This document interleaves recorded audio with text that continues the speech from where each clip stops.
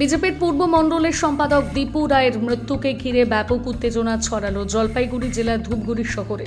অভিযোগ, ধূপগুড়ি থানার এক পুলিশ কর্মী চাপে হৃদরোগে আক্রান্ত হয়ে মৃত্যু হয় জলপাইগুড়ি জেলার ধূপগুড়ি মহকুমার বিজেপির পূর্ব মণ্ডলের সম্পাদক দীপু রায়ের।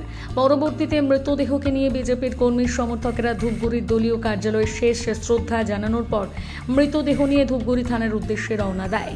পথের মধ্যে ধূপগুড়ি থানার মোড়ে বিরাট পুলিশ বাহিনী নিয়ে সেই মিছিল আটকে দেয় ধূপগুড়ি থানার আইসি অনিন্দ ভট্টাচার্য। পরবর্তীতে দীর্ঘক্ষণ ধরে মৃতদেহ নিয়ে জাতীয় সড়কের ওপর বিক্ষোভ দেখাতে থাকে স্থানীয় বিজেপি কর্মী ও নেতৃত্বরা।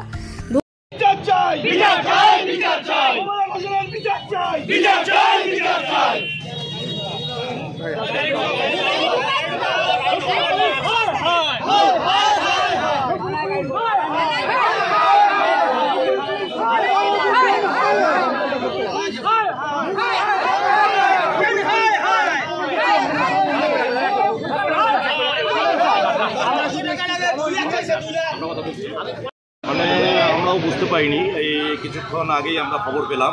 তাতে আমরা যেটা জানতে পারলাম, আজ দুপুরের দিকে ওনার হঠাৎ করে হার্ট অ্যাটাক হয় এবং আমরা একটু শুনতেও পারি যে বাইদাবাই এটা এখন তথ্যটা আমরা নিশ্চয়ই জানবো যে বাইদাবাই ফোন আসছিলেন আমাদের ধূপগুড়ি থানার থেকেই, একটা ধমকি স্তরে ফোন আসছিলেন এবং তারপর থেকেই উনি টেনশনে পড়ে যায় এবং টেনশনে পড়ে যায়, বুকে একটা ব্যথা হয়।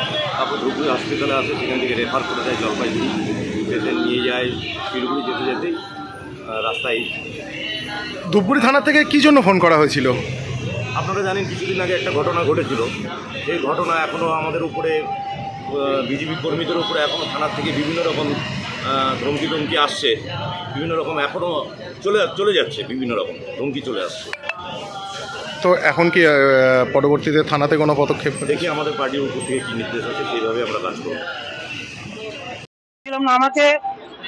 আমাকে নাম দিয়েছে, নাম দেওয়ার পরে আমার কন্ডিশনে বেল হয়, বেল হয়ে থানা হাজিরা হয় 8টা।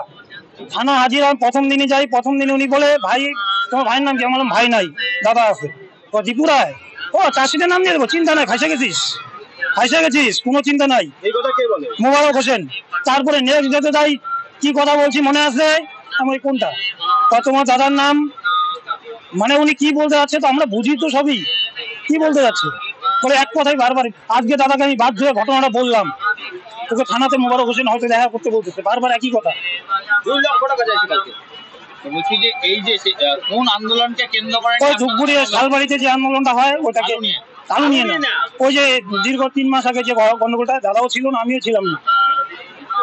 এই ঘটনাতে ওনাকে চাষিতে বারবার বলে চাষিতে নাম নিব। তিনি কোথায় ভর্তি ছিলেন আজকেই দুপুরে? ওই যে সকালে আমি বলে স্কুলে গেলাম, তারপরেই তো এই ঘটনা।